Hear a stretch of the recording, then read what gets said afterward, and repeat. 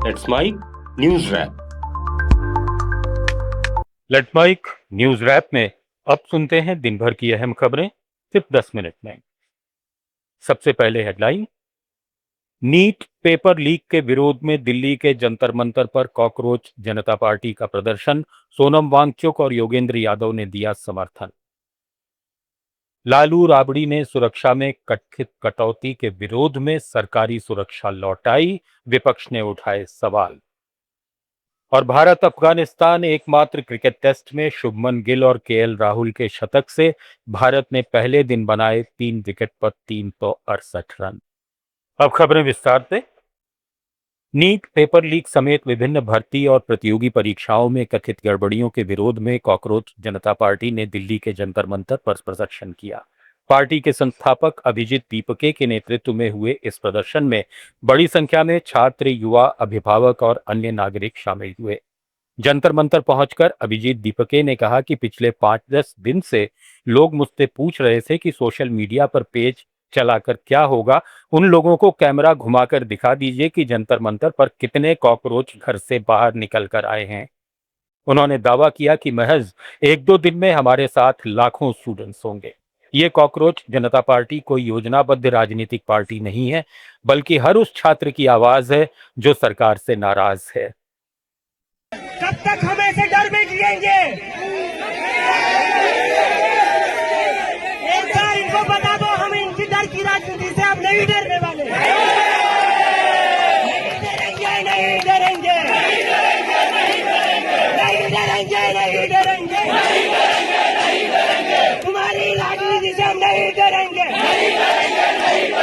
धर्म की राजनीति बंद करो, बंद करो, बंद करो। हिंदू मुसलमान की राजनीति बंद करो, बंद करो, बंद करो। सोशल एक्टिविस्ट सोनम वांगचुक भी जंतर मंतर पर कॉकरोच जनता पार्टी के प्रदर्शन में शामिल हुए। वांगचुक ने एक शेर के जरिए देश में शांतिपूर्ण बदलाव की वकालत की। नशीमन पर नशीमन इस कदर तामीर करता जा कि बिजली गिरते गिरते आप ही बेजार हो जाए। अब मैं चाहूँगा हम थोड़ा सोच के आगे कैसे इस आंदोलन को ले जाएं, बहुत ही शांतिपूर्ण तरीके से, बहुत ही प्यार, मोहब्बत, खुलूस से, ताकि बदलाव आए।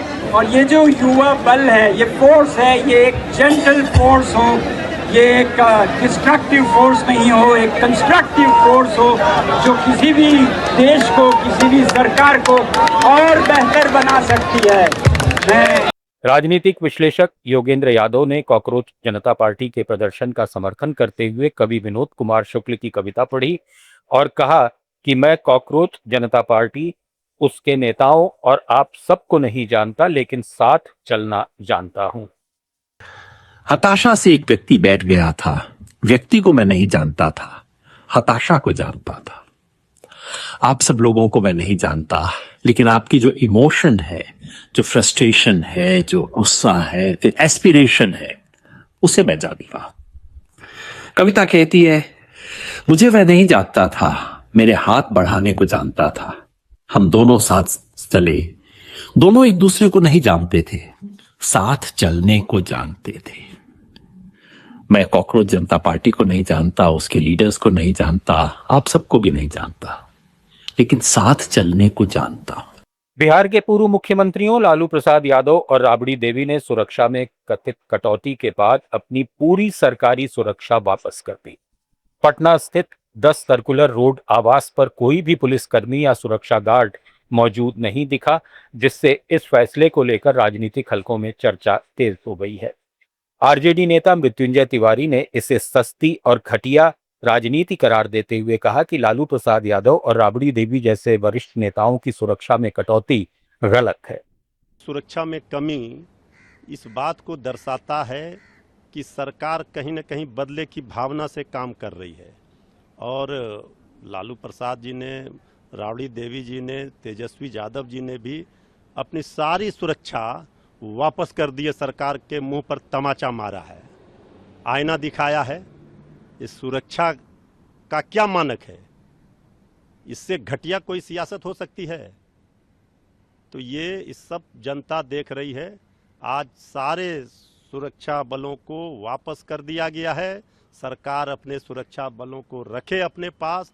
कांग्रेस नेता इमरान मसूद ने लालू प्रसाद यादव और राबड़ी देवी की सुरक्षा में कथित कटौती को बदले की राजनीति बताया।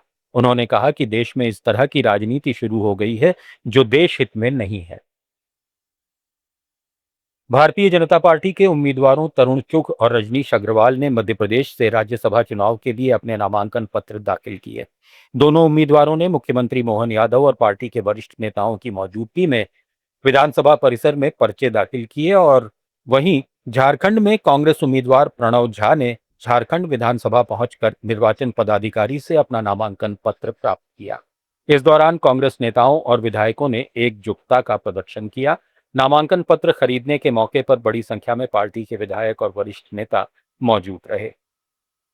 मध्य प्रदेश के मुख्यमंत्री मोहन यादव ने तरुण चुघ और रजनीश अग्रवाल के नामांकन दाखिल करने पर कहा कि हम सब ने मिलकर दोनों प्रत्याशियों का नामांकन दाखिल किया है। हमें विश्वास है कि वे उच्च सदन में अपनी जिम्मेदारियों का सफलतापूर्वक निर्वहन करेंगे। राज्यसभा चुनाव के लिए कर्नाटक में नामांकन दाखिल करने के बाद कांग्रेस नेता पवन खेड़ा ने कहा कि वे बेंगलुरु में आकर बेहद खुश हैं।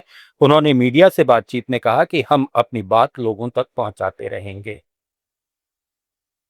बिहार के पटना में खान ग्लोबल स्टडीज के संस्थापक खान सर ने कहा है कि वे सरेंडर नहीं करेंगे। खान सर के वकील अरविंद कुमार महुआर ने कहा कि फैजल खान को ये पूरी तरह फंसाने की साजिश है। इस मामले में अग्रिम जमानत याचिका दायर की जा रही है। बता दें कि खान सर के खिलाफ हत्या के प्रयास और आर्म्स एक्ट से संबंधित धाराओं में मामला दर्ज किया गया है। पुलिस उनकी तलाश में पूरी रात विभिन्न स्थानों पर छापेमारी करती रही, लेकिन उन्हें हिरासत में नहीं ले सकी। कांग्रेस नेता भूपेश बघेल ने कहा है कि देश में कई स्तरों पर गड़बड़ियां हो रही हैं और स्थिति बदहाल होती जा रही है। ऐसे में सरकार को पेट्रोल और डीजल की कीमतों पर जवाब देना चाहिए। छत्तीसगढ़ के रायपुर में मीडिया से बातचीत में उन्होंने कहा कि महंगाई की मार से पूरा देश परेशान है। उन्होंने खाद और बीज की उपलब्धता पर भी सवाल उठाए और कहा कि किसानों की स्थिति लगातार बिगड़ रही है। भूपेश बघेल ने नीट परीक्षा और सीपीएसई से जुड़ी कथित गड़बड़ियों का जिक्र करते हुए कहा कि परीक्षा प्रणाली में लगातार अनियमितताएं सामने आ रही हैं। पंजाब के फिरोजपुर में एक ट्रक और जीप की टक्कर में 9 लोगों की मौत हो गई और करीब 15 घायल हो गए। अधिकारियों ने बताया कि हादसे के पीड़ित लोग परिवार के किसी सदस्य की अस्थियां विसर्जित करने जा रहे थे। घायलों को इलाज के लिए पास के अस्पतालों में दाखिल कराया गया है। अधिकारियों ने दुर्घटना के कारणों की जांच शुरू कर दी है। नेपाल के विदेश मंत्री शिशिर खनाल ने आज दिल्ली में विदेश मंत्री एस जयशंकर से मुलाकात की। दोनों नेताओं ने विकास, साझेदारी, व्यापार, निवेश, ऊर्जा, कनेक्टिविटी और लोगों के बीच संबंधों को मजबूत करने पर चर्चा की। इससे पहले शुक्रवार को दिल्ली पहुंचने पर हवाई अड्डे पर विदेश मंत्रालय के अतिरिक्त सचिव मनु महावर ने उनका स्वागत किया। ये नेपाल की नई सरकार के गठन के बाद पहला उच्च स्तरीय दौरा है। विदेश मंत्रालय ने कहा कि ये यात्रा दोनों देशों के बीच विशेष साझेदारी को आगे बढ़ाएगी। खनाल रविवार को नेपाल लौटेंगे। भारत और अफगानिस्तान के बीच एकमात्र क्रिकेट टेस्ट के पहले दिन न्यू चंडीगढ़ के महाराजा सिंह टीकीए स्टेडियम में भारतीय बल्लेबाजों का जलवा देखने को मिला। टॉस जीतकर बल्लेबाजी करते हुए भारत ने 85 ओवरों में 3 विकेट पर 368 रन बना लिए। कप्तान शुभमन गिल शानदार शतक जड़ते हुए 103 रन पर खेल रहे हैं, जबकि केएल राहुल ने 12वां टेस्ट शतक लगाया। राहुल और साई सुदर्शन के बीच 139 रनों की साझेदारी ने भारत को मजबूत शुरुआत दी। सुदर्शन 81 रन बनाकर आउट हुए। दिन के अंत में ऋषभ पंत 50 रन पर नाबाद हैं। गिल और पंत की जोड़ी ने दिन के आखिरी सत्र में तेज रन बनाने का सिलसिला जारी रखा, जिससे भारत ने पहले दिन का पूरा नियंत्रण अपने हाथ में रखा। अफगानिस्तान के लिए जियाउर रहमान ने 1 और मोहम्मद सलीम ने 2 विकेट लिए। न्यूज रैप में फिलहाल इतना ही। जुड़े रहिए लेट्स माइक के साथ। आप सुन रहे थे let's mic more than radio. Follow कीजिए हमें हमारे सोशल मीडिया प्लेटफॉर्म्स पर।